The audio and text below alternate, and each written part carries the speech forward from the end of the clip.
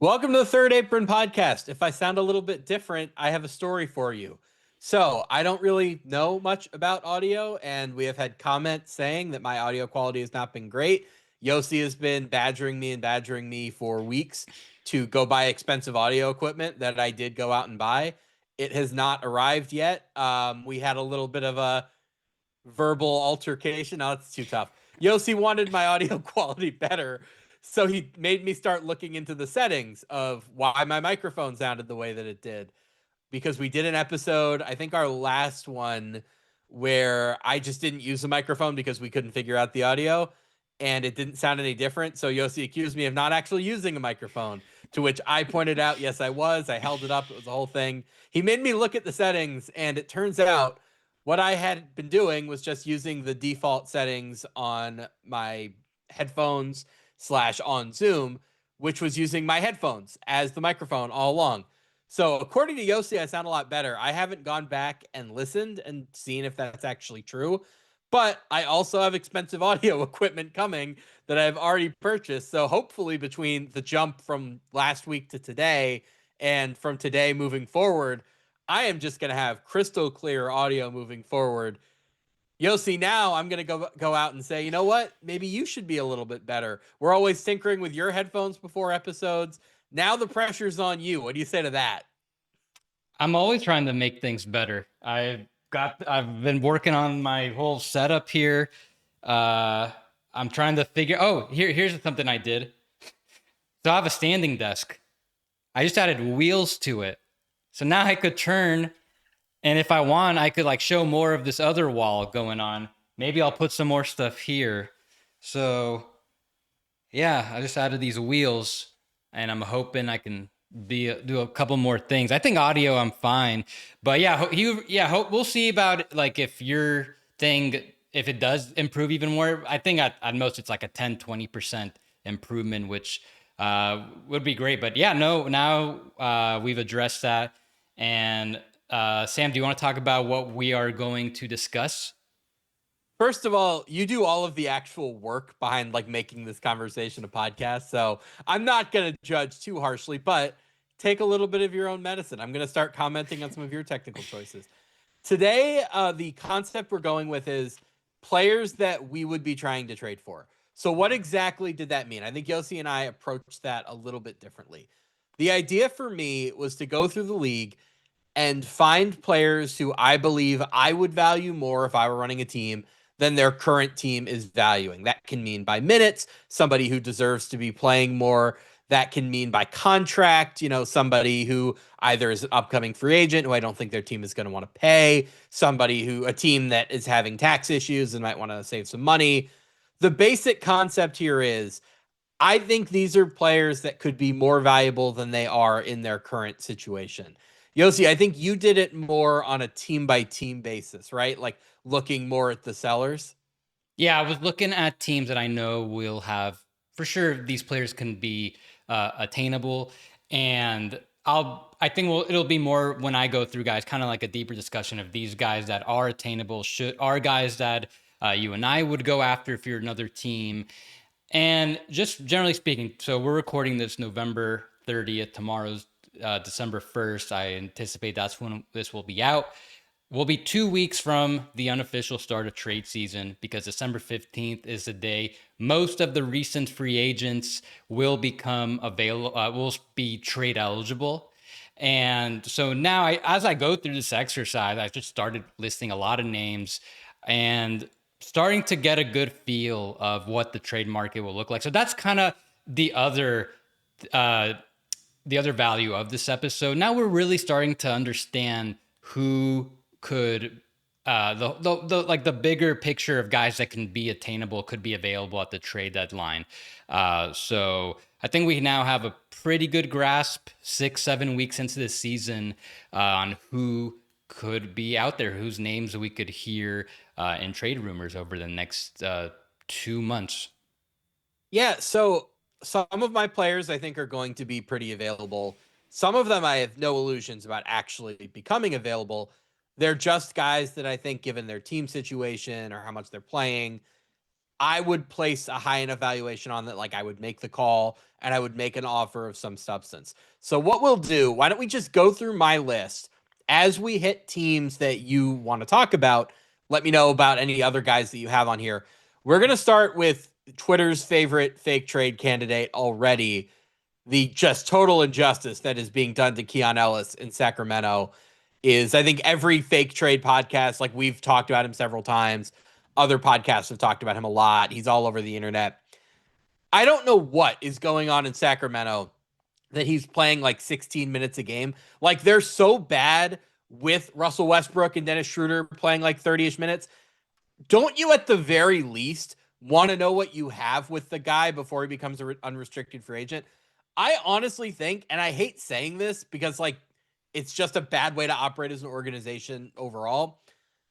I think the Kings are intentionally limiting his minutes because they want to limit his value as an unrestricted free agent because they were too dumb to make him restricted last offseason and keep him that way. I think they're now worried that some team is going to swoop in with a real offer, whether it's the full mid-level or a little bit above it. Like Nickeil Alexander-Walker is the guy that I comp him to most often as the sort of player that every team wants. Somebody is going to be willing to pay.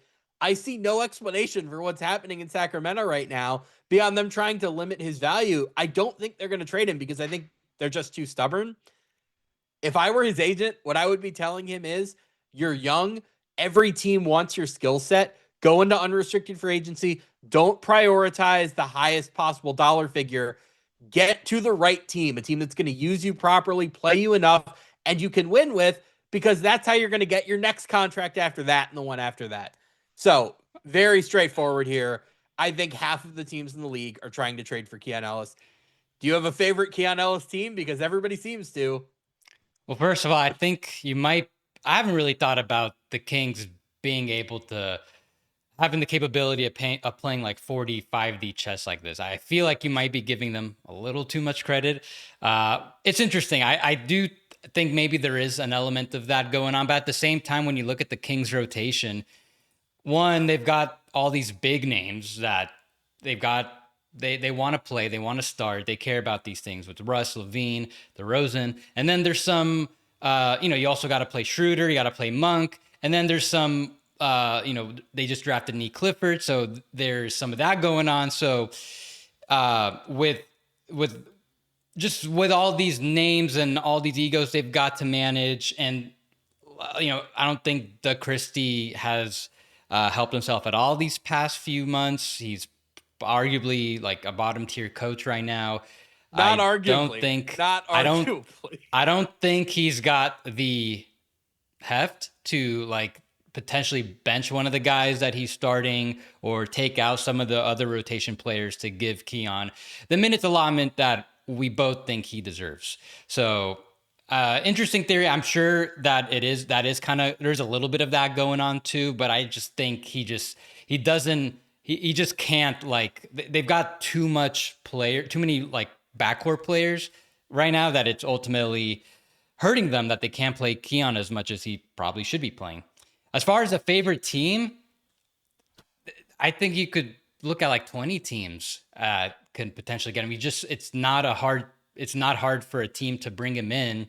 You just have to have like a small trade exception. He's making just a little over the minimum. Even though he's making a minimum salary, a team still needs to like either send out a little, like a small salary to match, or have the trade exception, because it's not like he signed a 3-year deal, so it's not a technical minimum contract.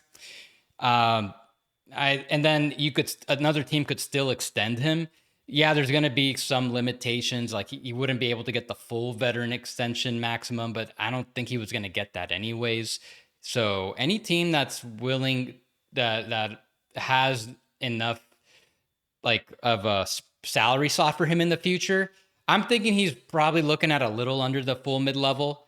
If you are a team that needs some perimeter defense off the bench and you can pay up for that, go for it. And if the price is like, no more than like a bunch of second round picks or a very crappy first round pick, I feel like that's probably the sweet spot if you're another team interested in him. Cleveland should throw $1 billion second rounders for him. Just getting somebody at that low a number for them, where like point of attack defense in the backcourt, they got Lonzo Ball to address it. Lonzo is so limited in how many minutes that he can play, and like you just have the risk of injury hanging over you. But like if it's just a bunch of second round picks, like Denver, by all means, go for it. The Lakers should try. I pointed this out on Twitter. The Kings are not going to do the Lakers any favors, right? Because if the Lakers offer a bunch of second round picks, a million teams are going to offer a bunch of second round picks. And the tie is not going to go to the Lakers because I don't want to say they're rivals because let's be honest, the Kings haven't earned that. But the Kings dislike the Lakers for a lot of longer term reasons. They also have a negative trading relationship. Remember the Buddy Hield debacle all the way back in, I think, 2021, whenever the Westbrook trade was? Like, these relationships do matter. Teams think about these things. So Keon Ellis to the Lakers comes up a lot. I don't think that's really feasible, but the truth is, you're right. Like any team could fit him in. Any team could use him. A defensive minded guard who can make threes is usually worth their weight in gold. Like you're saying you think he's worth a little bit less than the full mid level. That player type is so valued and in such short supply that he's going to get the full mid level for the same reason that Alexander Walker did, right? Like we went through this last year when 15 teams want the same player and they all have the same mechanisms for spending, somebody's going to go above and make the difference. We saw this with Bruce Brown as well, where there were like 5 teams that were trying to get Bruce Brown for the full mid-level. And then Indiana comes in up the top rope with cap space and goes way, way above. The other thing I'd want to point out, guards that leave Sacramento tend to do pretty well, right? Obviously, Tyrese Halliburton is the poster boy of this phenomenon. I would just point out Davion Mitchell in Miami looks great. Davion Mitchell and Keon Ellis are pretty similar players. Davion Mitchell obviously came in with more of a draft pedigree, and I don't think Keon Ellis can do the things as a playmaker that Davion Mitchell is doing. But the concept of getting a good role player out of a horrible situation, I think tends to work out pretty well for smart teams. The last thing I want to say is just like, I know that there are a lot of famous people on this roster, whether it's, Westbrook or DeRozan or Levine or Dennis or whoever. I just ask, like, what do you really gain from having Russell Westbrook on this team? I know I'm really known as a Russell Westbrook hater. I'm not like hating on him as a player right now. I actually think he's been one of the better of these older players. Like, I think they've gotten more out of Russ than they reasonably could have expected. The guy's in his mid 30s and he's making the minimum. I don't know why he's somebody you prioritize over someone in his 20s that's homegrown that could be a part of your next good team. Like, it just doesn't make sense to me why you'd have Russell Westbrook on this roster and give him minutes that probably should be going to Keon Ellis. It's bizarre to me. This organization doesn't know what it's doing. It's never know what it's been doing. Like, we've been having this conversation for 20 years.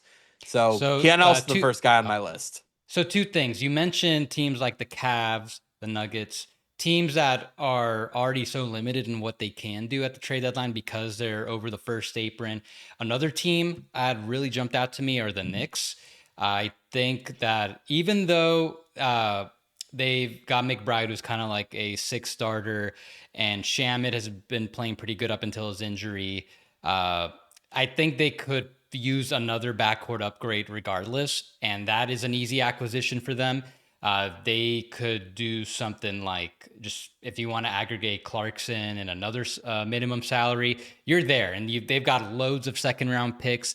They've got that Wizards pick that's going to end up being 2 second round picks because one of them is protection Washington's on it. Pick, right? It's a good pick. They're both Wizards picks because the Wizards, those were the conditions. So that's a pretty decent chip for the Knicks if they wanted to use that. And I think they could use yet another, they could use more help on the perimeter. And then to what you brought up about just like a deeper discussion on the Kings, because when I posted something about 2 months ago about them after, or maybe it was last month after they extended Keegan Murray. And I basically, in that post, ruled them out for the year before the season even started. Like, I knew where this is going. I knew this wasn't going to work. I knew the season was going to be a disaster. Yes, I wasn't factoring in Sabonis being injured, but all the pieces were there for this to not work after trading Fox, and they fell off a cliff last year immediately after that. They don't have a good coaching situation right now. So and the West was just getting stronger. So now we're here. We're at the point where internally it's being reported all over the place that the Kings are slowly inching towards doing a rebuild. But who really has positive value on this team other than Keon Ellis? Because I really struggle to see, outside of Keegan Murray, Nee Clifford, guys that we know are not going to get moved, what are you getting for Domantas Sabonis? Is there going to be even like a good first round pick out there and some cap savings? I feel like that's kind of the best case scenario. I don't think they're going to be able to move Levine with that contract. I think DeRozan, they're probably hoping if he does get moved, it's probably to a team like the Nets where you can get some salary relief there, and that's kind of it. Monk, it seems like just with how many scoring guards are, teams don't need that right now. I feel like he's just kind of neutral value. So the Kings are kind of entering this situation where, yeah, they probably want to trade everybody, but I don't think the interest is going to be reciprocated league wide. I think at best they're looking at saving money for these guys and then using that flexibility for doing salary dumps, facilitating that and bringing in more draft picks. And then hopefully, through a multi-year process, you're able to get to a better position.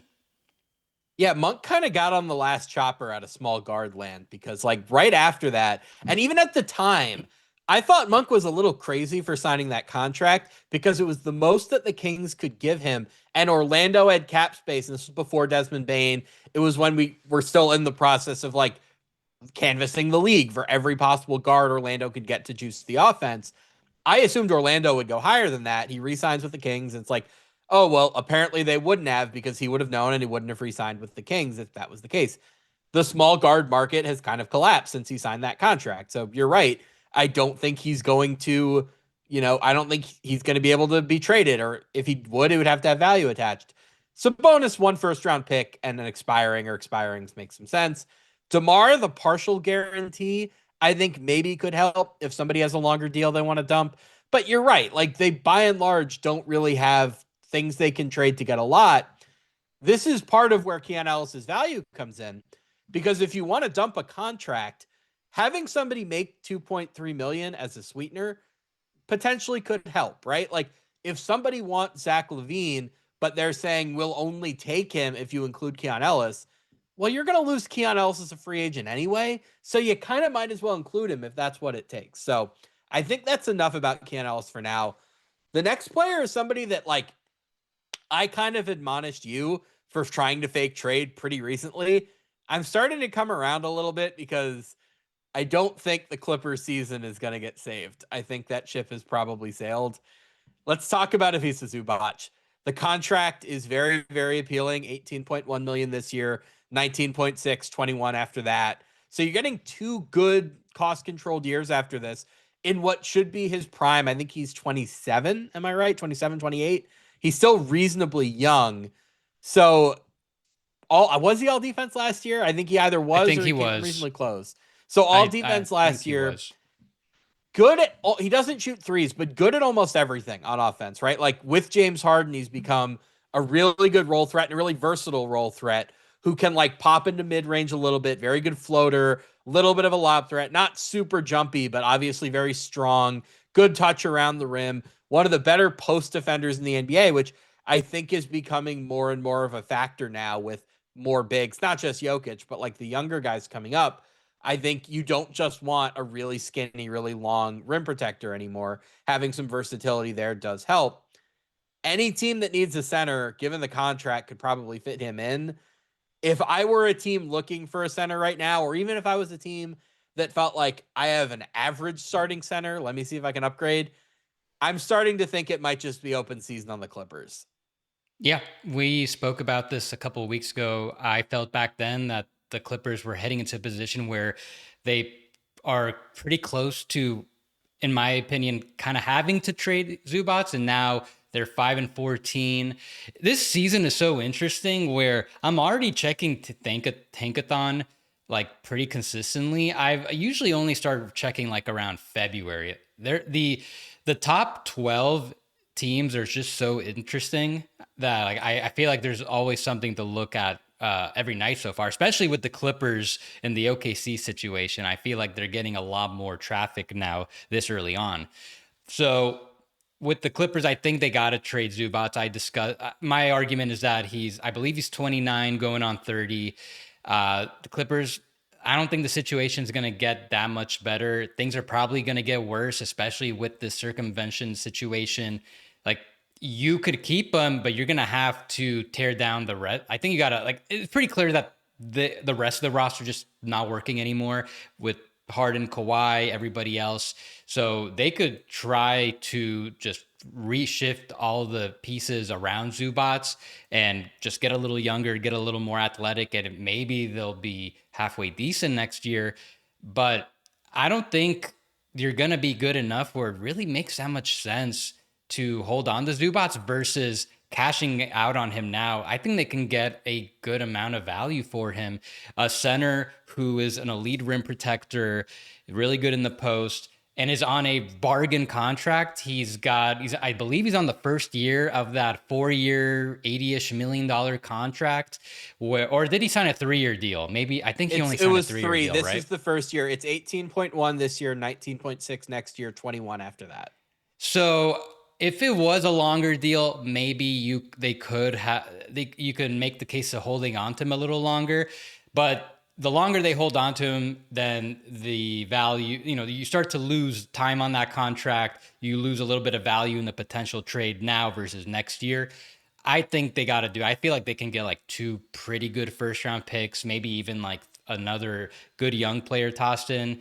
The Clippers need to get younger. They need to start bringing in pieces for not like a rebuild. They can't really do that. They don't have their picks that control their picks going forward through 2029. But I think between trading Zubats and even just trading Kawhi, Harden, moving on from them, getting younger, there's a pathway. Plus they have all this cap space where they might just end up being better, because just by getting younger and moving away from this, it's really hard to see this team getting worse than they are now. So that's my thing. We went through some of the teams. I think the Celtics, that makes a lot of sense. Orlando, if with their salary structure, I think that makes sense. Forgot some of the other teams we mentioned. I've got a trade in front of me if you want to talk about it. All right, go ahead. Benedict Mathurin and Jarris Walker for Ivica Zubac. Yeah, Indiana Walker, makes I think sense. we're both higher on Walker than I think most. It has not been a great season so far. Obviously, the circumstances in Indiana play a part in that. Maybe Indiana includes a first round pick, but we've talked about this. We don't think Indiana is going to pay Mathurin what it takes. But if you get him to the Clippers, maybe they would look at him as a longer term building block. Or maybe there's a picks version of this trade where Indiana trades like their 27 and 29 picks to get Zubac with the idea that they're going to have Halliburton back next year. They're going to be better. Having the pick is not going to be as meaningful for them. So if you're the Pacers, you can get Zubac and have that very high pick in the 26th draft. Like, you're looking at a pretty promising next several years. Obviously, they already were pretty promising, but I think that would be just about the perfect thing for you to do. I've mentioned this before. It comes up a lot. I think the Clippers are going to sign Trae Young this summer, and I think their idea is it's going to be Trae Young and Zubac as like the core of the next team. So if that's your plan, you can keep him. I also just want to point out, James Harden has requested trades for a lot less than what's happened for the Clippers so far. I think the reason he's not ultimately going to ask for a trade is that he knows there's not really a landing spot. Maybe if he got a whiff that Houston was interested, that might change his tune. But we've had this conversation before. I think Houston is happy with not having a super high usage guard in that spot. Reed Shepherd has been so good. Amin Thompson has been bumpier with him in a higher usage role, but I think they're really committed to seeing what they have with him and giving him a chance in the playoffs to have the ball more. If there is a James Harden team out there, I think Harden might be kind of interested because this is a sinking ship. But yeah, I'm fascinated with the idea of like, how long is he going to be able to tolerate this losing? Because he has asked for trades for far less than what's happening now. With the Pacers offer, I didn't get to answer that yet. I think the Zubac makes a ton of sense there. With their salary structure, you're paying 2 maxes to Tyrese Halliburton and Pascal Siakam. Doesn't seem like they're going to move off either of those guys. I think they're going to want to stick with their general starting five. So yeah, you need a center, and obviously what happens with their first round pick this year. Right now they can get like picks 5 through 7. It seems that's going to be the range. So big thing is what happens there, but I think they'll just go best player available regardless of position. And in that case, if I do start to wonder about Jarris Walker's long-term fit there. Yeah, he hasn't quite panned out to what they're hoping for a former 7th overall pick, but also I'm not sure they're ever going to use him correctly. Like they're playing him at the 3 because they have Siakam a lot there. I'm not sure that's really the way they should be using him. So if you're like, unless you really have a plan for Walker to take over for Siakam, it just doesn't seem like they're going to move on from Siakam anytime soon. So I think that's definitely worth looking into, especially with Mathurin. That could be a trade for the Clippers where just getting Mathurin, like his value just seems pretty low right now, just because of the contract situation, the restricted situation, and the Pacers. Like it just seems like they're not gonna re-sign him. Like I'm sure another team could get him for pretty low right now. So if you can get like both those guys and potentially an extra draft pick, might not be the most valuable draft pick, like a future one that's heavily protected. I think I would take that if I'm the Clippers. I do. So I might as well revisit this point again on Harden, because Houston still feels like the best team in my book, where on the condition that he's going to come off the bench, be a super 6 man. And also with that, he'd probably need to consider declining the player option and maybe resigning on something a little less, kind of like the Fred VanVleet situation, except that was a team option. So, Harden doesn't have to do it.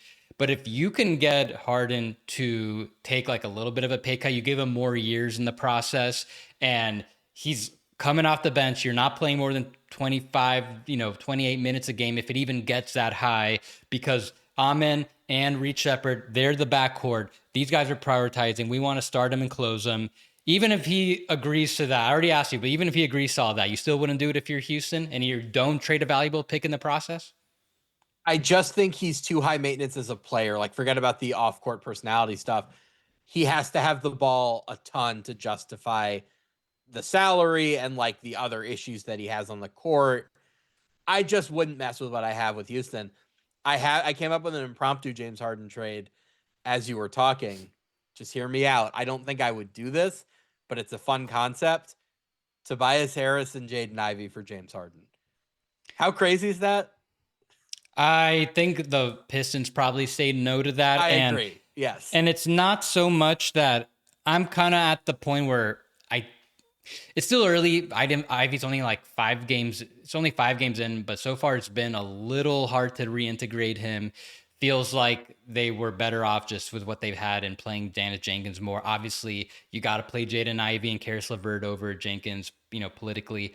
But as we get a little closer to February, I do think the Pistons are going to get to a point where they don't necessarily feel like they need to trade Ivy, but that will start to rear its end, where they got to decide, do you want to potentially extend them on a contract that like a Shaedon Sharpe type contract, where it seems like kind of a discount, but it's like if he doesn't become a starter, then that's still an okay contract if he's just like solid?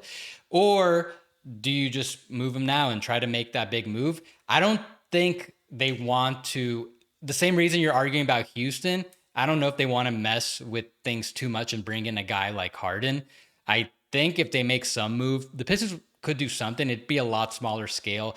Might not even be involving Tobias, just because as soon as they make that big trade, whether it's for a Larry Markin and a Jaren Jackson, you are raising the pressure internally.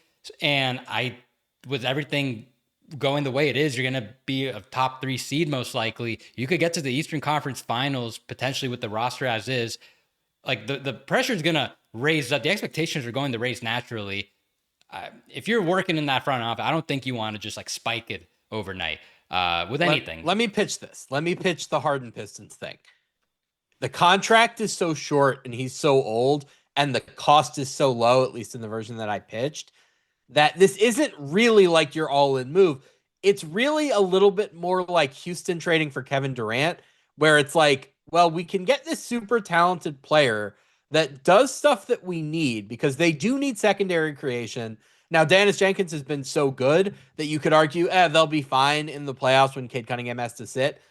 I do think the idea of adding a secondary ball handler who you're only going to have for like another year or two, almost like the supercharged version of trading for Dennis Schroeder last year, is not crazy. And if anything, you get him at that big contract number, and then maybe that's the salary you use when you trade for Lowry Markkanen or Jaren Jackson or whoever in the offseason. But in the interim, you get the value of having a secondary shot creator for this year's playoff run. I wouldn't do it if I were Detroit for all the same reasons that you laid out and that I've laid out about Houston. But it's not crazy. Like, if we get to a point where Harden wants to be traded, Detroit is a team I would at least like have a meeting over it. We came to the Pistons. Why not just stick with them? Let's have the Jaden Ivey conversation, because you brought up the concept of having to pay him. I think just the reality of this Piston season right now is that they will eventually get to the point where they just realize we're better with Dennis Jenkins playing, right? Like, they were just a better team when he was playing more. And that's not a shot on Jaden Ivey. He is one of these players that I would want to trade for. He is somebody that I think needs a bigger role to thrive than Detroit currently has to offer. What exactly is that role? I think that's a little bit harder to pin down. I don't know that he has the playmaking instincts to be a starting point guard. Right on that borderline, I'd like to spend a year finding out. The downhill speed, I think, is rare and very valuable. The jumper was really coming along before he got hurt last year. There are a lot of teams out there that like have some questions at point guard. Memphis is one that I brought up. If Memphis were to trade Ja Morant somewhere, I would target Jaden Ivey as a replacement under the logic that you do get something similar there.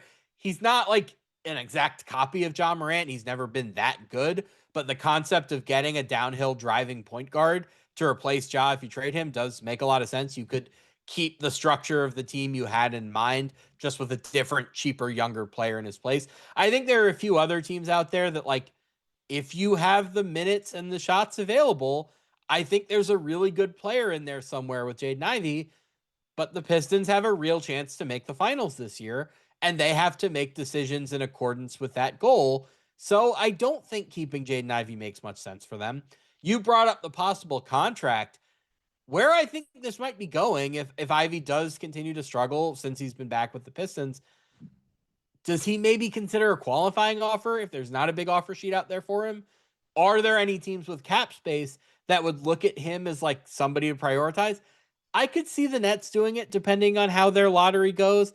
Maybe Washington, but I think they'd probably prefer to just play Trey Johnson and like focus on what they have. I'm not sure there's a big offer sheet out there for him. And if they were going to give him a Shaden Ivey style contract or Shaden Sharp style contract, I think they would have done it before the season.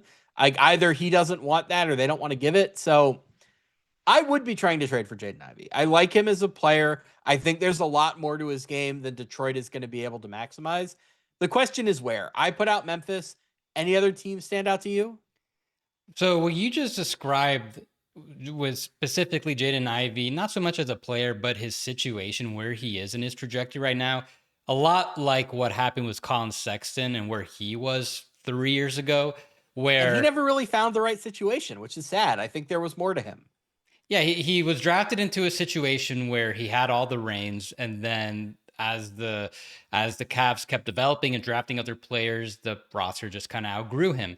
And he went into restricted free agency, unfortunately, with a big injury. Ivy, thankfully, he just came out of a big injury. But with Sexton, there was not really a market out there where, and eventually the Cavs were able to include him as part of the sign and trade to bring in Donovan Mitchell. And he went to a situation in Utah where they put him on a contract, which is the same type of percentage as what Shaden Sharp is on his contract now with the Blazers.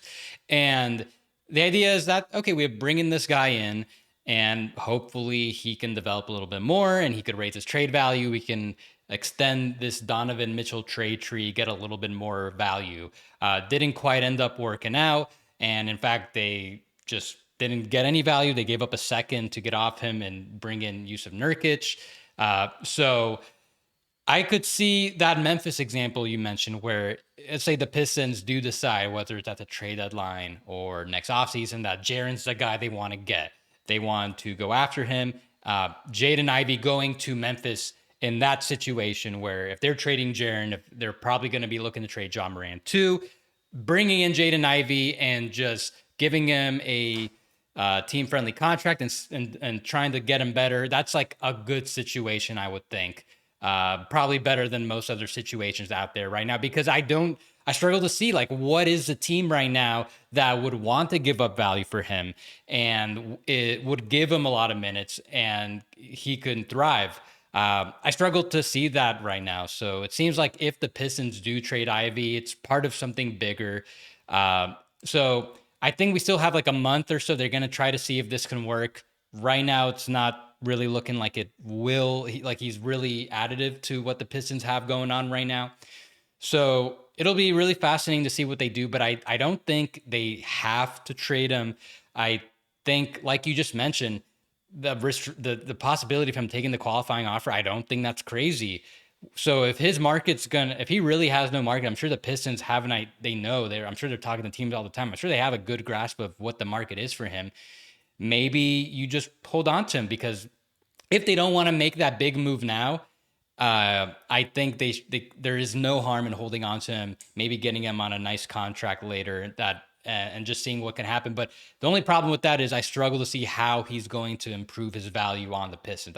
That team, it just seems like they're outgrowing him, kind of like the Cavs did with Colin Sexton, and it does not seem like he's going to be able to make any significant improvements there. Hopefully I'm wrong, but it just doesn't seem like it.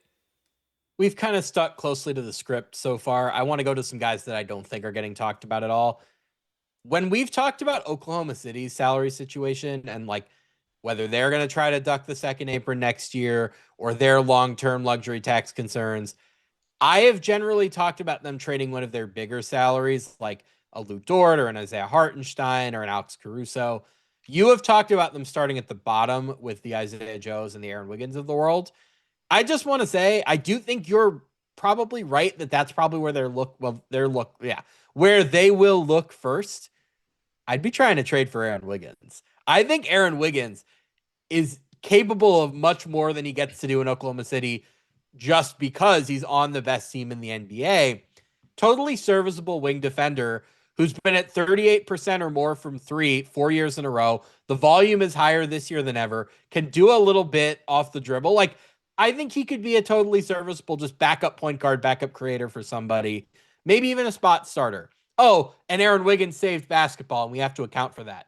There are so many teams that would really love to have a decent, usable, fringe starter level wing making $10 million this year, $9 million next year, $8 million the year after that, and then a team million for 8 after that. This contract is highway robbery, and it's one of like the Thunder do this a lot. They did it with Isaiah Joe. They've done it with a bunch of guys where they have somebody who was a team option that they can decline to make somebody a restricted free agent instead of waiting the extra year like the Kings did with Keon Ellis, letting him get to unrestricted free agency, truly test the market. They made him restricted, and they got him on this ultra team-friendly contract that paid him something right away, gave him long-term life security money, but kept him under team control for this preposterously low amount.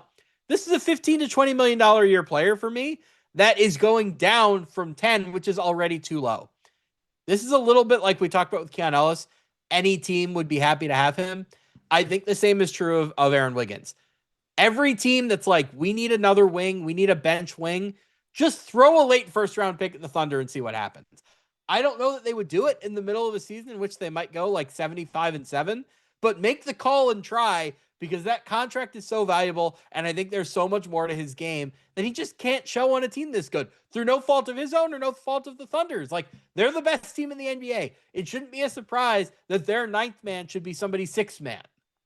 No, I agree with you. I think he can scale up on another team instead of being a guy who, when the team's fully healthy, he probably does play, but also might not be 100% guaranteed to play on this team, he would be guaranteed to play in just about any other team, and pretty good minutes too.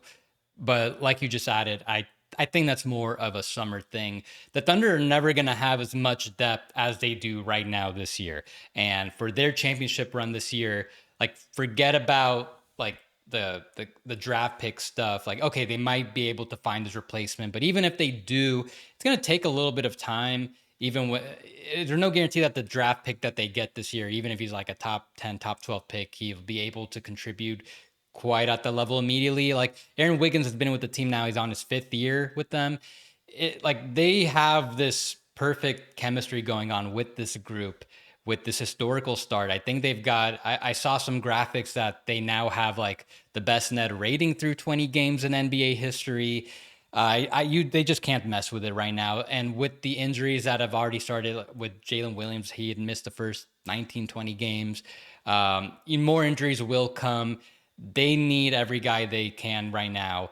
And over time, the depth is going to be slowly chipped away. I think they got to enjoy what they can now.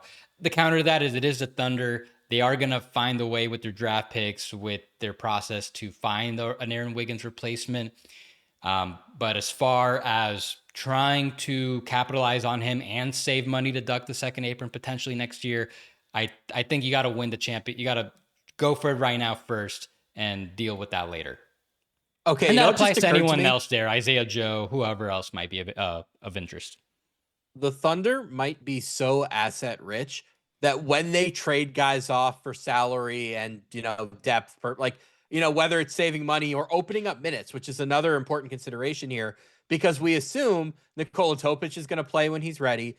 Thomas Sorber is going to play next year, and their Clippers pick, and maybe their Jazz pick, and maybe their Sixers pick, like they're going to have a rookie, or at least one, maybe two. They're going to have those rookies who are probably going to need minutes, if not next year, then relatively soon. Like they're going to have to start shuffling off veterans. But anyway, it just occurred to me that for the Thunder specifically, it might make more sense to trade their guys not for the best possible return, but to the least dangerous situations where like you don't want to play against Aaron Wiggins if you trade him for a contender in the playoffs, right? Like you can't just trade Aaron Wiggins to Houston and watch him blow up and like now you're facing the Rockets in the Western Conference Finals with a guy that you hand delivered to them who's made them a better team and a more dangerous opponent. It might behoove you as the Thunder to be like, hey, Kings, you want Aaron Wiggins? You can have him for 80% of the price that other teams are paying. Like, go look for the dumbest teams in the NBA. Go to the Bulls, go to the Kings, go to the Pelicans and say, you can have our guys at a discount because we're not worried about playing against you. I had never thought about this, but I think it's going to be a real consideration because if you just go through these guys that are coming up, Thomas Sorber is a good example. I've pitched Isaiah Hartenstein as a trade or team option decline candidate. I think the Thunder would probably prefer to have Hartenstein back moving forward. What does that mean for big Jalen Williams? I don't know. Does it make sense to have him at $8 million a year for the next few years if you're also going to be playing Thomas Sorber? Maybe not, especially given your tax and your apron considerations. Jalen Williams is another guy I'd be trying to trade for, frankly. Like a big who's like reasonably reliable defensively that can shoot threes. Like Indiana should be trying to trade for him. A lot of teams should be trying to trade for him. The Thunder just over the next several years are going to have a lot of guys who would be 6th or 7th men on other teams, but are 9, 10, 11, 12th men on their team that other teams should be trying to trade for. And the Thunder should be very careful about where they trade these guys because I think all of them are going to get better in bigger roles on new teams. And you don't want to have to play against them. You don't want to improve your competition.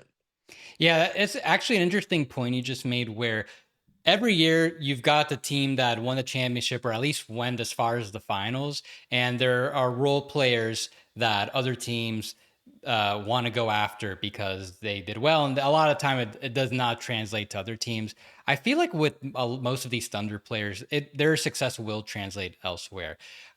Wiggins, I could see him succeeding elsewhere. Isaiah Joe took him a while, didn't work out with Philly, worked out in OKC, and I think he should remain at this level elsewhere. Jay Will, same thing. Like I think all these guys' skill sets are translatable elsewhere, and I think if you're the Thunder, you can't really control where you send these guys to. Ultimately, the best thing you can do is just prioritize getting your return. Something that I touched on a couple weeks ago is they were open to trading future first round picks because they had so many to bring in pick swaps. 2 years ago, they traded the Clippers pick for a Clippers swap. They traded a some other pick that was going to be really Dallas was the low other one.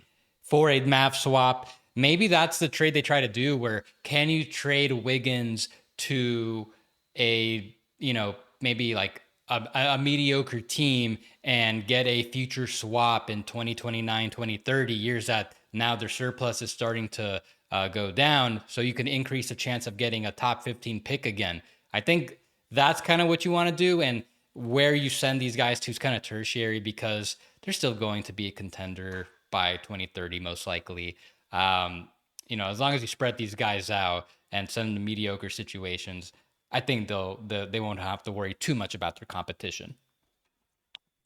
I'm going to go out on a limb with my next guy.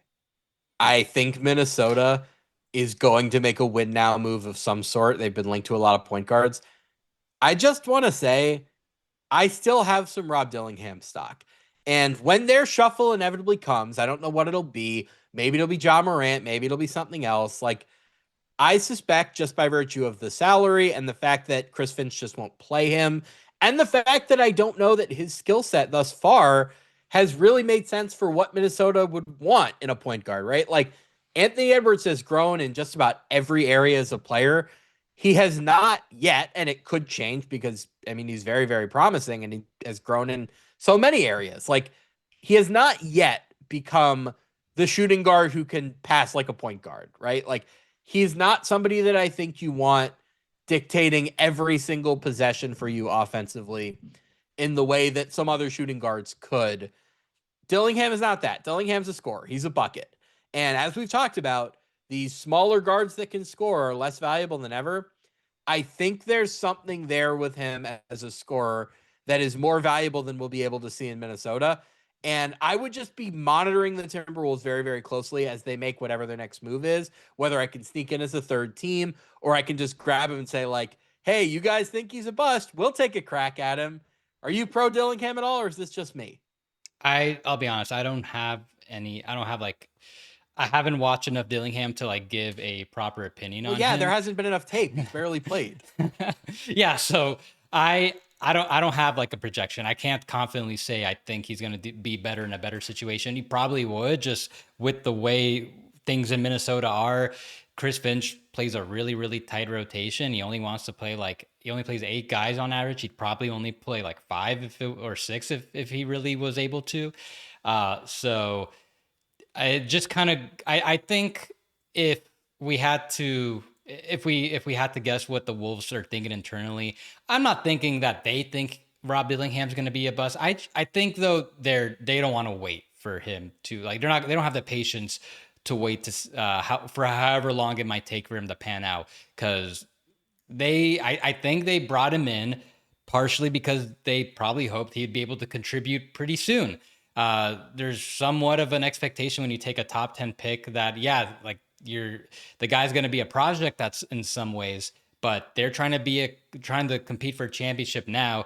You got to play a little bit, and that hasn't worked out, and he's probably not going to get the minutes anytime soon. It's not the best situation for him to develop right now. So if you're Minnesota and you're looking to get an upgrade at point guard, you're hoping that there's a team out there that is a big believer in him, that would give up, that does perceive him as positive value and is willing to give up a veteran, a good guard for him. Because I'm sure, if the Wolves, they're being constantly mentioned for John Morant, they probably, I'm sure, would have an interest in Trae Young if the money worked. That's going to be really tough to pull off. LaMelo, kind of same salary structure as Ja. I've gone through the Wolves situation, and because they also, like some of the teams we mentioned at the beginning, they're above the first apron. They have to send out more money than they're taking back in a trade, while also staying below the second apron. They're like about $4 million below that. I do have a trade. I do have my first trade of the day, my first like one that I concretely put together. Much lower tier guard, and it doesn't involve them sending Dillingham. If DeJounte Murray comes back this season and he's not the train wreck he was last year, but at the same time, the Wolves don't need him to be the guy he was in the last year with the Hawks. If he can be like solid as a fourth or fifth option, I'm sure the Pelicans are just looking to get off his contract. Would you do Naz Reid and Mike Conley straight up for DeJounte Murray? No, I think Naz Reid is too important. I get the idea. I may be more open to, is there a way you could do it with DiVincenzo, with the idea that we have Shannon as kind of an off guard that we can develop who's going to be cheap for the next few years. And I'd have to see him play, by the way. This does not happen until I've seen DeJounte Murray post Achilles play and play pretty well. But I think the concept where like the reason he and Trae Young didn't work together, among others, was that they both wanted to play point guard. And if Ant is comfortable being a shooting guard, well, now DeJounte, you can play point guard on a good team. Obviously, he has not been the same defensively as he was in San Antonio. And even like late San Antonio, Murray was starting to slip there. But he's big. He has the potential to be good on defense. Like, I think the concept of having Murray, Ant, McDaniels as your 1-2-3 defensively is pretty tempting. He obviously is a nice late game shot maker, or at least he has been. So I do see the appeal. I just think that team's identity is so wrapped up in its size that if you take Naz Reid out, you just lose something that you can't really replace. So if there's a way to do that with DiVincenzo and Conley, maybe Dillingham's in there, but then you're giving up a lot of value. Yeah. It's really tough. If you're bringing in a $30 million player plus, if you're the Wolves, you're gonna have to trade at least Naz Reid or Randall. Yeah, you could possibly do something like, no, DiVincenzo, Conley, and Dillingham. That's not enough for a $30 million guy. It's gonna get really complicated to do that without trading one of Reid or Randall. They're gonna. If they do make that type of move, which I don't expect them to do, they're going to have to move one of their top, 3 to 5 highest paid guys. It's not going to be McDaniels, but like between Gobert, Randall, Naz Reid, which then brings another issue where you're messing with the size, as you mentioned. How are you going to be able to replace that somehow? That's a whole nother issue that they'd have to work out. What do you think about I don't know if you've heard about some like the Julius Randle speculation. Do you think that there's any warrant to that, or would you be looking to potentially trade him to address some of the other needs? I mean, we sort of ran into this in New York, right? Where there were all those moments where it's like, do we think the Knicks should trade Julius Randle? Who's the team? Like, he's not somebody that most contenders would want because he's not going to be your primary creator. He'd be at best your secondary. He's not as valuable if you take the ball out of his hands. And most teams who are good enough to trade for a guy at his age, at his salary number, probably have better creators offensively. So I'd struggle to find a team there. Honestly, as I think about this, I think if I were going to trade one of those three guys, it'd probably be Gobert, just because the rim protector, lob catcher archetype is the easiest to fill. Like, I have never been especially high on Julius Randle, but Julius Randle has very clearly been exactly what they hoped he'd be. And Naz Reid is just irreplaceable, right? You're not going to find another big who shoots that well. So I think it would probably be easiest to find, a younger big who could do what Gobert does. I think their hope is that Berenger, they picked in the first round last year, could eventually be that guy. So, like, I wonder if New Orleans would even give you something if you did DeJounte Murray for Gobert. Like, what kind of draft capital could you extract there? I think that's an interesting conversation. So, I think Gobert is the big I'd be trying to move if I was going to move a big there. But, yeah, I think Dillingham is somebody who I think is going to get lost in the shuffle. Like, I think whatever they end up doing next is going to be so significant and is going to require so many salaries. There is a chance that he just kind of gets washed away to another team. And I would be relatively interested in being that team. I think there's something more in there. Let's move on to him. This is another guy that I just think is like kind of getting lost in team success. Grady Dick is down to like 16 minutes a game this year for the Raptors. I think that he's like a starting level offensive shooting guard. The problem is he gets drafted his first 2 years, is on these tanking teams where he does have the ball a lot, and I think he generally made good use of it. The shot hasn't been there, but I think that's kind of because there hasn't been any creation in Toronto. Now the Raptors are a lot better, and he is just kind of getting lost in the shuffle there. So I think on a good team that could afford to play him a consistent 20, 25 minutes a night, I think the jumper should come around, and I think he can do more with the ball in his hands than, like I think we thought coming into the draft. I thought he was very impressive as a ball handler last year. I'd be trying to trade for Grady Dick, and I think he's somebody that the Raptors, A, as they're winning and might want to go try to trade for a veteran, but B, also are above the luxury tax and would probably like to get below it, would be open-minded about any number of kinds of Grady Dick trades. I feel that way about also Ochai Agbaji, Jacoby Walter. I feel like those guys should be playing a lot more than they are. So if the Raptors were to make any of those guys available, if I'm another team, I would try to get them on the low. I do think it's worth kind of talking about what the Raptors should potentially be doing, because they, as of this, I think they're still like top 3 in the East. What are they? They lost Goes to the Hornets Detroit. last night. So Oh, can I they're just can I go on my Raptors rant right now about why I don't really believe? Number one, very easy schedule. Number two, their hard games have not really been that hard. They've played Cleveland 3 times, but Darius Garland hasn't played in any of those games. They have the profile of a regular season monster that's not as good in the playoffs, in that they score a ton of points in transition and they're not a great 3-point shooting team. They have very good half-court offensive numbers, but I think that's Brandon Ingram shooting unsustainably well from 2. That's kind of like he's shooting 54% from 2. I don't think that's going to hold up. So I'm just not a believer in the Raptors, but I don't think that they're thinking that way. I think they think they're good and are going to operate accordingly. Yeah. So I think with the Raptors, it's more so, do you believe in them stylistically?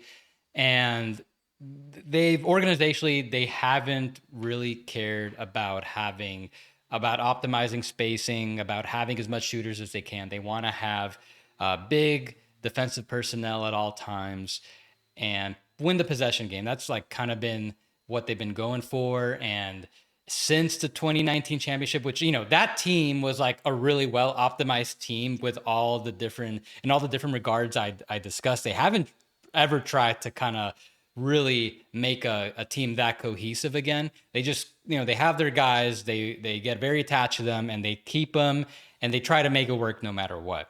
So I think this, especially in the East being this week, okay, this could be a successful team that could make the playoffs, be top 6, maybe win a playoff series.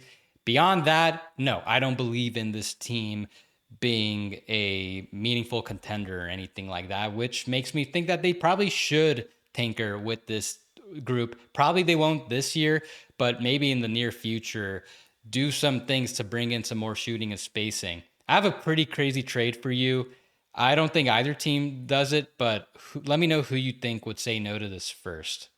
Trae Young and Kristaps Porzingis for Emmanuel Quickley, RJ Barrett, Jakob Poeltl, and a 2027 and 2029 first round pick, both top 8 protected. Who says no faster? I think Atlanta, because the contracts are so detrimental. Like, I think the decision they're coming to with Trae Young is not necessarily because of who Trae is as a player, but because they have all of this young talent that they're going to need to pay and that they want to really build around. Taking on all of this long-term money between all of those guys that you pointed out, that doesn't really make sense in that circumstance. Like, you want to pay Jakob Poeltl until 2030 when you have a Kongwu who's like very clearly grabbed a role as part of that core. I wouldn't do that. Porzingis, I don't know. Like, I just think the medical risks are too high there. I wouldn't want the Quickly contract. This is just a little bit too crazy for my taste. Yeah, no, I agree. But I think the Raptors should, as we get deeper into this, if Quickly doesn't really live up to that contract, that probably is where they should be looking to upgrade. And with Porzingis, he's kind of become the guy where the theory of him, there's always going to be a team interested, but the unavailability is just too much right now. I think like that last Wizards year, was that the last time he was like pretty healthy? I'm just going to pull him up right now. He played 65 games that year, then played 57 with the first year in Boston, 42 games last season, has only played in 12 of 20-ish games so far. Like now it's not even just physical injuries. It's like an illness. He's got illnesses biologically he's going through right now. I I think now, I think with the Hawks, like you didn't really give up that much to bring him in. You kind of just got off some. You brought him in. You trade a first round pick that you didn't really need, but you got off some bad money in the process. And Terrence Mann, I think it's one of those situations where this is the type of player that you kind of want to supplement your front court rotation and play with Trey whenever he's back and with the rest of the roster. But there, it is getting to the point where, like, what do you even pay Porzingis next year? I feel like if he's not gonna get to like 60 games this year, and at this rate he probably won't, is he like getting above the mid level? In which case, this is why I'm just kind of thinking that he could just be on the move again. Maybe not right now. I think if you're the Hawks and you can get Porzingis on something like really low like that, then you probably just do it and deal with it later. But I just kind of struggle to see what the market is right now because the guy just can't stay on the floor. He very much strikes me as a 1+1 mid-level with a contender, with the idea that like you're gonna come here, prove it like you did in Boston, rebuild your market value, hopefully stay healthy, ideally in a lower minutes role, and kind of go from there. Like Golden State comes to mind as a place where you could do that. Of course, you can't trade for him because that contract is just too big, but maybe in free agency that's something he would consider. I just don't see how you can build a team with somebody that injury prone making $30 million a year or whatever he is at now. It's just way, way too high risk for me.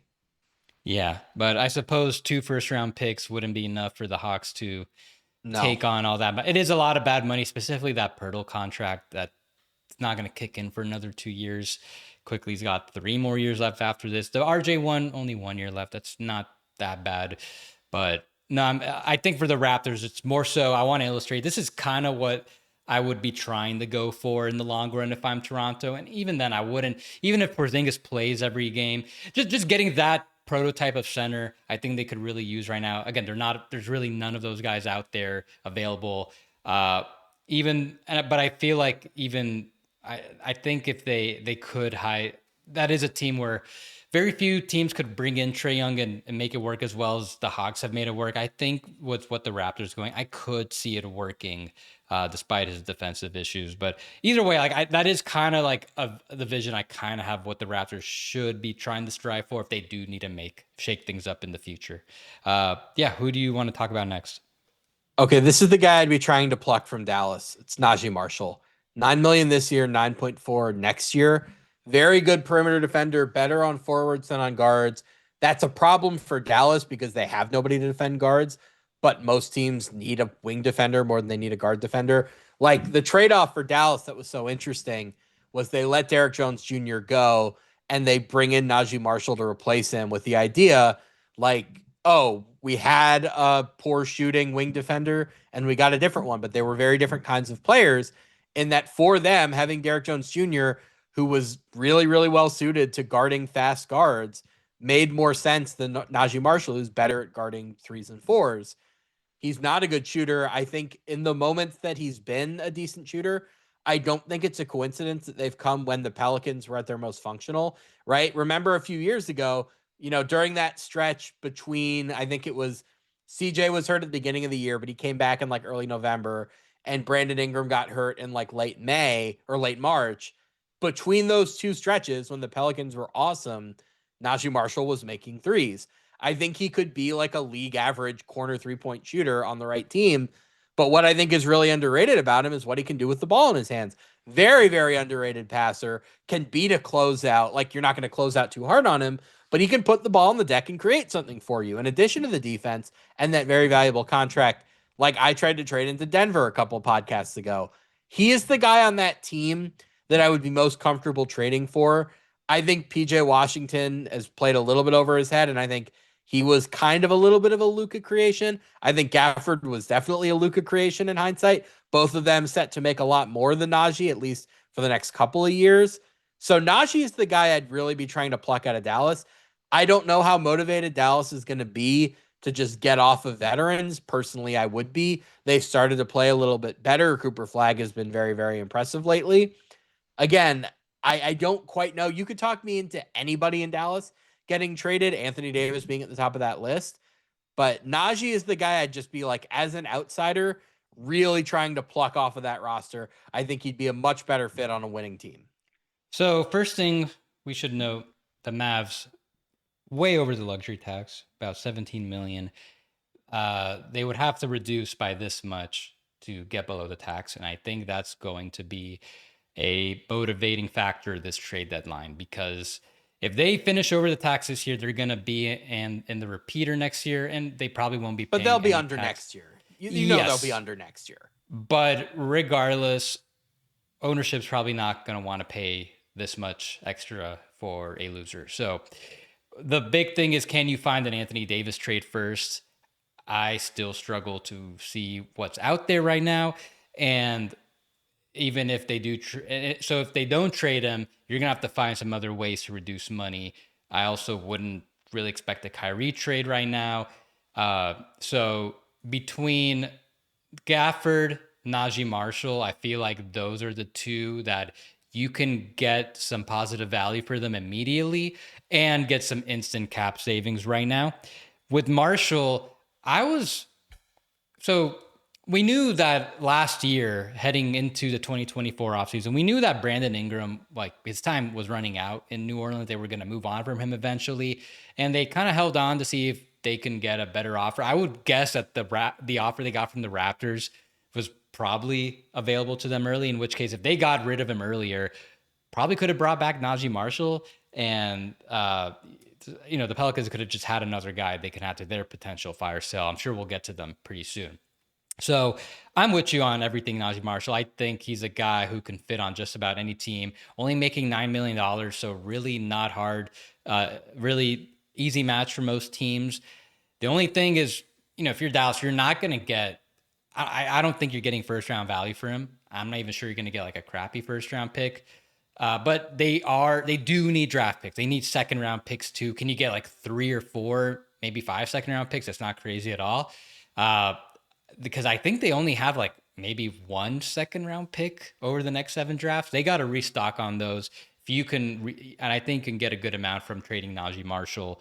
Just get what you can and help save towards the tax. Gafford, I think they could potentially get like a lousy first for him and then save money there, hopefully duck the tax. What do you feel about Caleb Martin? Where if you're another team, would you be trying to buy low on him, where he's only got another 2 years left on this contract, making below the mid-level? He's been mostly injured. I'm kind of confident that he's going to live up to that contract, both once he starts to really get healthy, but once he's also in a different situation, because it just did not make sense for the Mavs to trade for him with all the wing depth that they already have. He's another one of those guys that I'd have to see play. The other thing is he's a former Heat player, and we see this time and time again when guys leave the Heat, especially guys who broke out with the Heat. It tends to go badly for them one way or another. Like the Laker mid-level guards are a great example of this, where like Kendrick Nunn disappears the moment he signs with the Lakers. Gabe Vincent disappears the moment he signs with the Lakers. Like these guys who leave the Heat, I tend to be pretty skeptical of. Now, the injuries have been such a big part of it for Caleb Martin that I wouldn't think too hard on it, but I'd have to see it before I'd be willing to do that. It's interesting to me that you value Gafford more. I have gotten a lot lower on Gafford since the Luka trade. He's just somebody that I think is so dependent on the caliber of guard that you have. That's true. No, you make a pretty good point. And I do think that will kind of play into his market. So one lucky team that does have the right guard will probably be getting a lot more value for him versus whatever they're giving up. With Martin, I hear what you're saying on the Heat stuff. It's mostly true. There's a few exceptions where the guy really gets paid and lives up to the contract. Recently, Max Strus, I guess Duncan Robinson, you can say that even though that contract is like super protected on the Pistons end, even if he continues playing this way, I think that's a pretty good contract if it was fully guaranteed. But Caleb Martin just made got his contract. It came out way lower than a lot of us were anticipating. I think a lot of us were at least expecting him to get the full mid-level exception, and he's going to get like closer to what what the room mid level is going to be in a couple of years, or maybe as soon as next year. I think there's some upside where he's probably not going to be like the full mid-level guy plus that many of us were thinking he would be after his breakout with the Heat from a couple of years ago. But I think I just have a hard time seeing him stay this bad. He's not going to stay this bad. So I'm with you. I think they do need to see him play a little bit healthier, but it's just not a good ecosystem for him. Where now they're pretty healthy. I think it seems like everybody's there other than Kyrie now. Everyone seems to be available. And even then, like it just doesn't make sense to play him. You're so loaded in the front court. There's no minutes for him. So if maybe you can get some value with Caleb Martin, can you get a couple seconds back? If the Mavs get seconds for Najee Marshall, can you reroute some of them to get off Caleb Martin, and that would be your final cap dump to deck the tax. Maybe there's a team out there that would make sense. Get some positive value with Caleb Martin. So I think there's the other guys on the Mavs. I can't really say I'm interested, like Hardy, Russell, Dwight Powell. I think Russell's out of the rotation now, which is like, I mean, we kind of speed ran that because usually it takes a little bit longer. You alluded to New Orleans. Why don't we just go over to them? I've said this before. I'll say it again. Herb Jones is a luxury that a team in that situation cannot justify. Having an awesome wing defender, who, by the way, is like starting to make shots again. My theory was that Fred Vincent had fixed his shot. He was just hurt last year, and that's why he didn't shoot well. I think what's happening this year is like kind of bearing that out. Great multi-positional defender. It's not just a switch guy. He can like legitimately guard a center or a point guard as a primary matchup. He's always done very, very well on Shai Gilgeous-Alexander in small samples. He's done well against bigs. Like, you can throw him pretty much anywhere. And I think almost any team can justify the contract as well. It's at 14 this year, 15 year after, 21 after that, 22 and a half, then 24 with a player option on the last year. Like, that's a lot of team control at very reasonable numbers for a top of the market defender. I mean, the Lakers, we've thrown them around a lot. Any team that needs a big wing defender, go get Herb Jones. I think he will immediately look a lot better on a good team, like a team that can justify having, spending the amount that the Pelicans are currently spending to have a premier wing defender. When you're tanking, I just don't know what you're really getting out of him. Yeah, the 1 year he shot really well. Who was the point guard? I guess it was CJ. It was the year that the team was really good, where everybody was playing well, because it was like Zion, but with some CJ. Yeah. And then last year, DeJounte, everybody was really bad, but DeJounte was especially bad. He was also hurt most of last year. Yeah, it's never, you make a good point, because one of the things that I've struggled with in valuing him and seeing like how much the Pelicans can get for him is the shooting's been pretty inconsistent other than 1 year. And when I think about it, it's never been a good ecosystem consistently for him. So if he were to go to a team like the Lakers, I would imagine he's going to benefit from Luka's golden touch as soon as, like, I'm sure that he'll start draining more threes with a guard like that. For the most part, I think most of the Pelicans are pretty appealing to me, unlike some of the other teams. Even though the on-court product has not really resulted in much success, Herb Jones, I would imagine he's worth at least a pretty good first round pick. Trey Murphy, if he becomes available, he'll be probably the best player, the most valuable player we've discussed so far in this episode. Even Saddiq Bey, I really like. I think he's now. Troy Weaver will never do it. He is Troy Weaver's white whale. He'll never let him go. I mean, he's traded Saddiq Bey before. Traded him for James Wiseman. Wait, was that? Yeah. I think he went so far out of his way to get him back in the Jordan Poole trade that I just like, that's the only explanation for that trade, is that he wanted Saddiq Bey back that badly. I think the reason he traded him before I think it was in his fourth year, and he had I can't remember what the number was, but the contract that he wanted was reportedly. Yeah, he was looking for like 15 to 20 mil a year, so they got off of him before. I think it was even more than that. I remember hearing some really ridiculous things about the contract that he wanted. And then he gets traded. Does he tear his ACL after the injury? Yeah, he tears it. No, he Yeah, tears it after the trade with the Hawks in his last after the year, trade, like yeah. ahead of free agency. Yeah, So, so that's kind of so what I think. I think Troy Weaver just loves Sadiq Bey, and the contract was kind of the white herring or the red herring. But yeah, I don't think that Troy Weaver is going to be super eager to give away Sadiq Bey after making that ridiculous Jordan Poole trade to get him. either Jose way, though, Alvarado is the other one. either way though, like that's a really big development where that Jordan Poole trade really didn't make sense. But at least you brought in Sadiq Bey on that value contract. If you can, like, there's got to be teams out there willing to give up some pretty good value for him. Yeah, Jose Alvarado, one of the favorites on our show as far as a guy who can get to a better situation. Kind of like with Keon Ellis, just that contract is so low that just about any team could bring him in and he would make a tremendous difference. I talked about Zion Williamson last week about if you're a team who, if you're going to trade for him as a contract first. He's non-guaranteed in subsequent seasons. Like, if first of all, bring him in if you just want to waive him later and just get the cap savings. Because let me ask you, Sam, if Zion Williamson became a free agent right now, not right now, but like in the 2026 offseason, and he doesn't really make a huge step at all from where he is right now, doesn't really like stay as more healthier than usual. Like, what do you think the market would be for him this summer? I think he would be a little bit like Porzingis, and then it would definitely be a 1+1. And it would be, I think, above the mid level, just as a respect thing for somebody of his stature. I think it would be like 2 years, $40 million, player option on the second year. That sound right?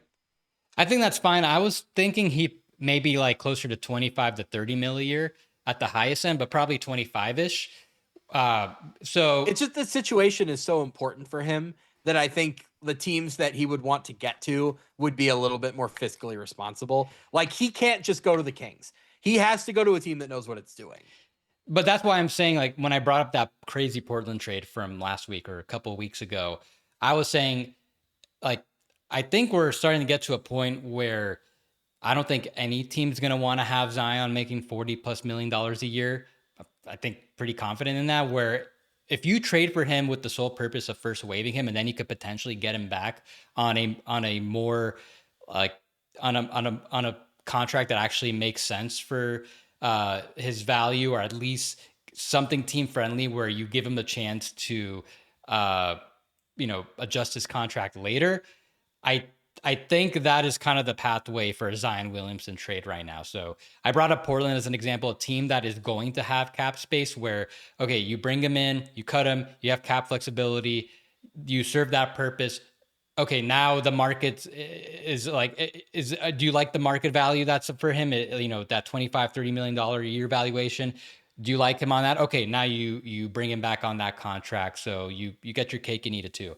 That's kind of what I'm thinking, where it's pretty out there, the theory, but if you can, that's what I would definitely consider trading for Zion if that's kind of how it ends up going down. Otherwise, yeah, I wouldn't have interest in him. Yeah, I mean, the thing about if you are trading for him as the non-guaranteed contract and you have shenanigans in mind, you're gonna have to give up value to the Pelicans to do that. So it really just comes down to how bad the contract you're trying to dump is, and that's just such a team by team thing that we can't really set a price there. Alvarado is the guy that we've had this conversation so many times. He's gonna go to a good team, like a team that has real playoff ambitions, and he's gonna do what TJ McConnell did last year, where he's going to swing half of a quarter like every other game in a playoff series. And just, we're going to look back on this and say the Pelicans were so dumb for letting him go. He has that $4.5 million player option for this offseason that I imagine he'll decline. So if you're trading for him, you kind of have to do it with understanding that he might be a rental, or you might have to be prepared to give him a bigger contract somewhere in the range of the mid-level this offseason. But I think that just he's another one of those guys that, like, he's a luxury. He's somebody that a good team should have. He's not somebody that a bad team should have. He's a finishing piece. And the Pelicans haven't even started. So I just don't think he really makes any sense there. There's one last guy I want to talk about. I think it's more of a team situation thing. Jared McCain in Philadelphia was the best rookie last year for 20 games or so. Then he gets hurt, obviously misses the year, doesn't win Rookie of the Year. This year, he didn't make a shot until his 5th game. He's starting to come around. He's been a little bit better the last few. But I think the way Quentin Grimes has played for the Sixers, you're going to have to bring him back. Quentin Grimes is part of the core moving forward. So where does that leave Jared McCain as the 4th guard on a very guard-heavy Sixers team? If I were the Sixers, I'd probably be trying to sell high on McCain for something else. Like, could you get a wing? Could you get a good draft pick? Could you get a more reliable backup center? Like, just anything that you need more than another guard, because I just don't see how you can get enough use out of a shoot first, score first guard like McCain when you have Maxey, Edgecombe, and Grimes. So I do think there's going to be trade proposals in the future, just all over the internet, where McCain gets traded primarily as like a needs, for a positional need. I remember, I think you proposed to me like a Jared McCain for Derek Lively type trade, which, okay, that kind of makes some sense on paper, but it just kind of goes down to, I think McCain's got more upside. The Sixers really want to just trade him now for like the best player they can get now, or is there a way they can let him play some more? And it's going to be tough now. Circumstances have changed. Even last season when he was able to play a couple of games with Maxey, it kind of worked, but now you brought in Edgecombe. You got Grimes, who needs a lot of minutes. It's going to be tricky. I don't know how to answer this because I kind of get my inkling is that you probably hold on to him a little longer. He's got another 2 years of team control. I think he can still get better. And I think the opportunity will be there.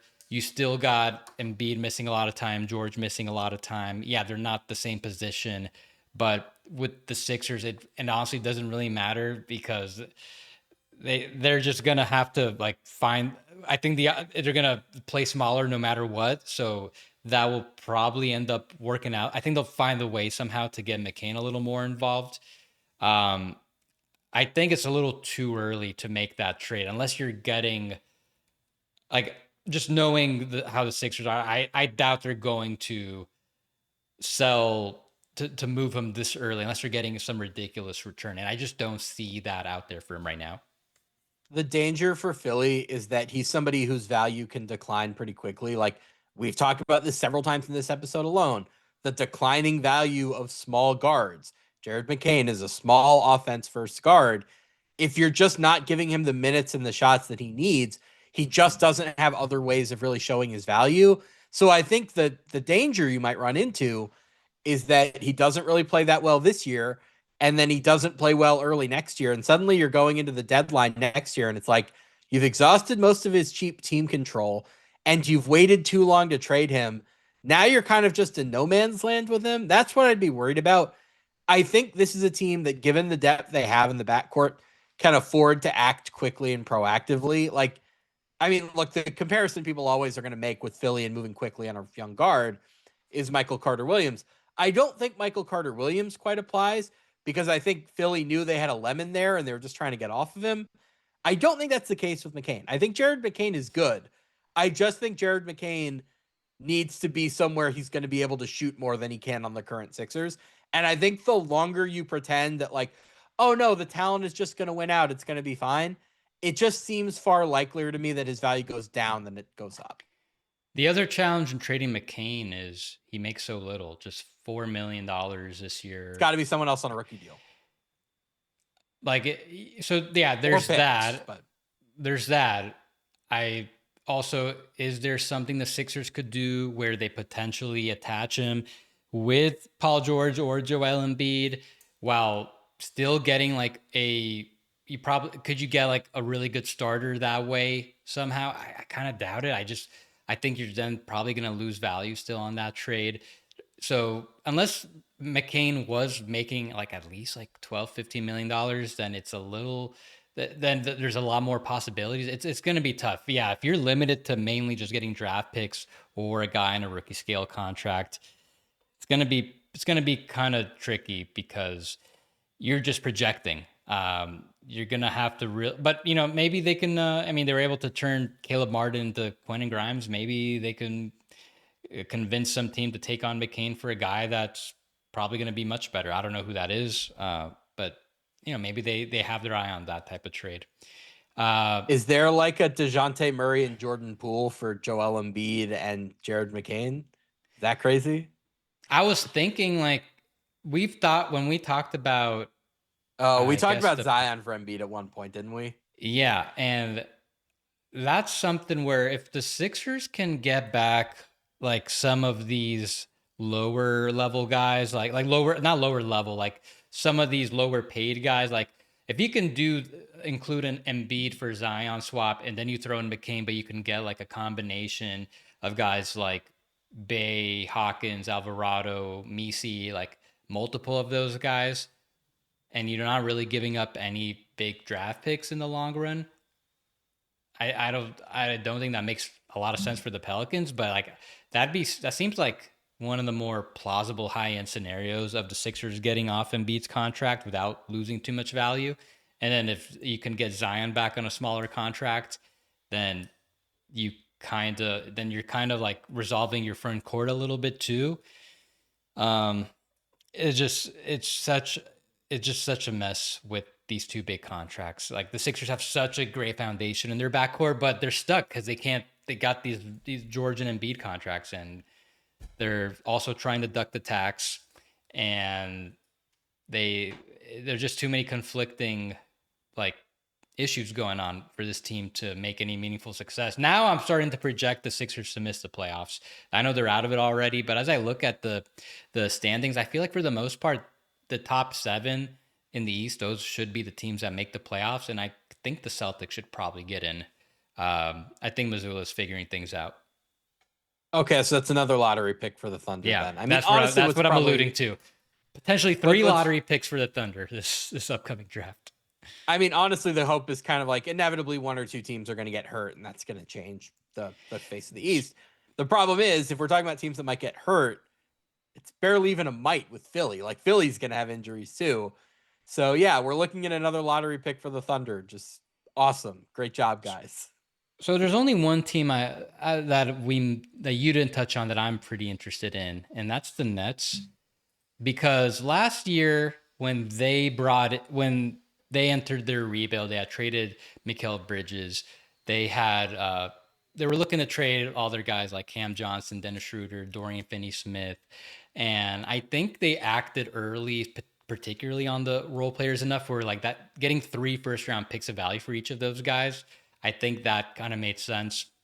I don't think they were going to get more by waiting.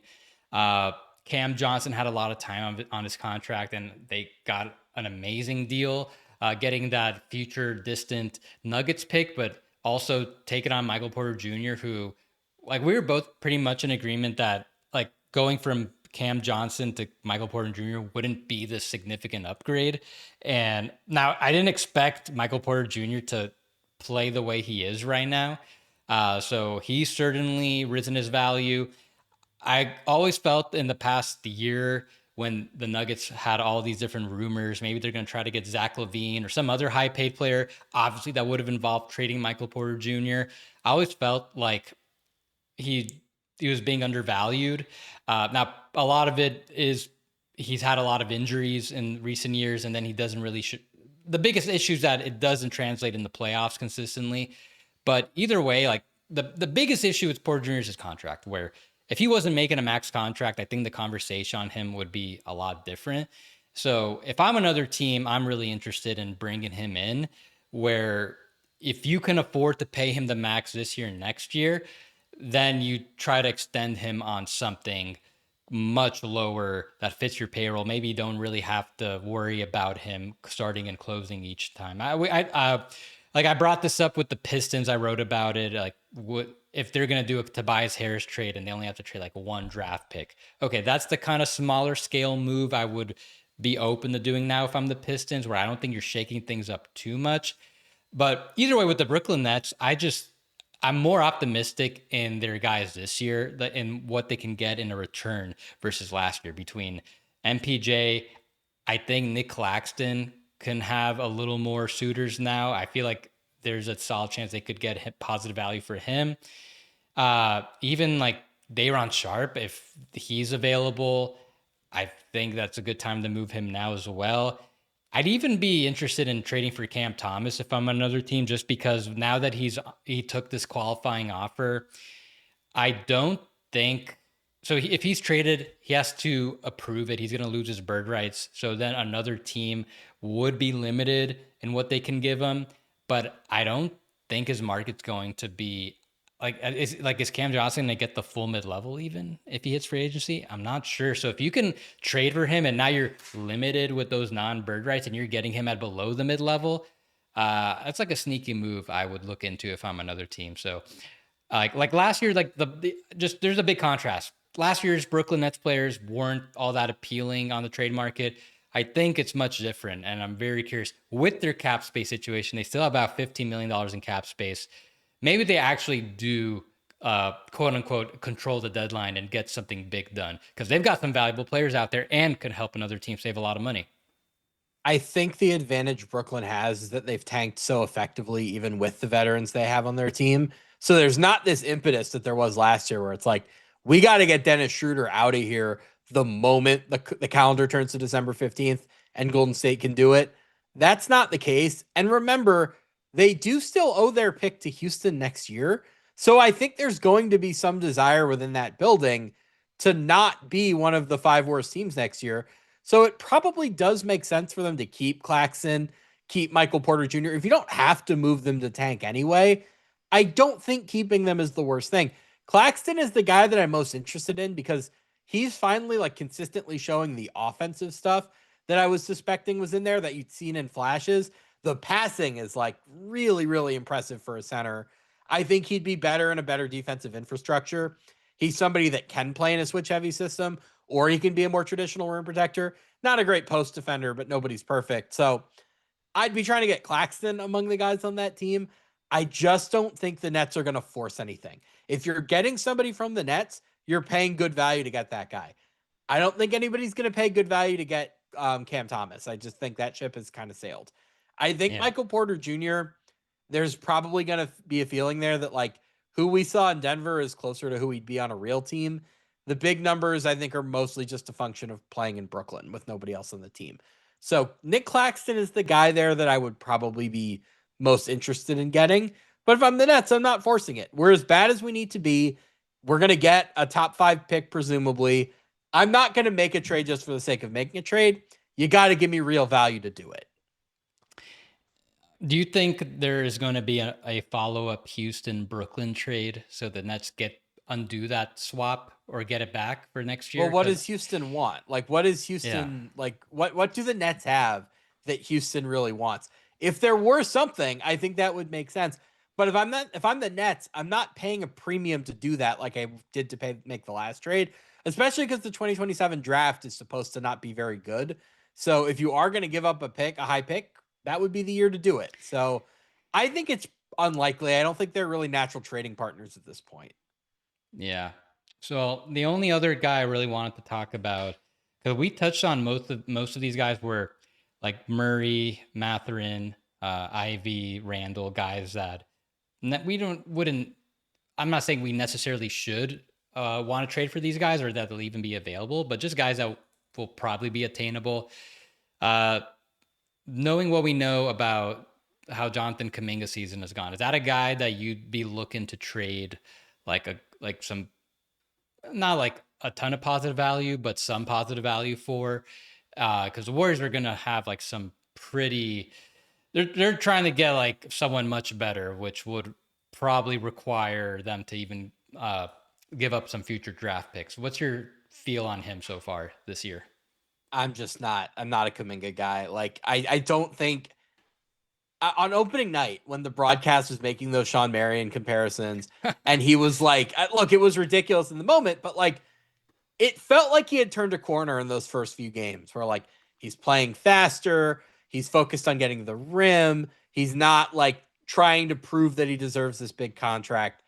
That is kind of since faded. And I'm just like, he seems like he wants to do what's best for Jonathan Kuminga, which is fine. It's his career. It's his right. It doesn't seem like he's somebody that's interested in fitting into a team structure. You have to be a star to justify playing the way that Jonathan Kuminga wants to play. And I flat out don't think he's good enough. I don't think he's a good enough shooter. I don't think he is good enough at taking that considerable athleticism and like using it to get to the rim and score around the basket. I just don't see it. I think he's had Yeah. 5 years where the Warriors are surely at fault to some extent for what's happened. He would have been better off if he'd been drafted by the Kings. Guess what? Not every player gets drafted by the team that they should play on. It says a lot about a player when they are or aren't capable of figuring out how to make it work with the team that they're on, and he just never has. I'm not interested. I'm guessing either the Kings or the Suns still will be, and Yeah. they'll be able to figure something out, or maybe he'll be a contract that goes into something bigger. I don't know what it would be. Maybe he ends up in Dallas in an Anthony Davis trade, or maybe he's part of whatever it is. I think he'll be gone like maybe as soon as January 15th on the day. He's a January 15th trade player, right? Not December 15th. Yeah. January 15th. So it's a little unfortunate that Golden State is kind of in this holding pattern, especially as they have frankly not played well lately. I think they're 10-10. They're around 500, if not at 500 exactly. I would just be trying to move him as soon as I could, wash my hands of the experiment. It hasn't worked out. I wouldn't be trying to trade for him. I'm guessing somebody will.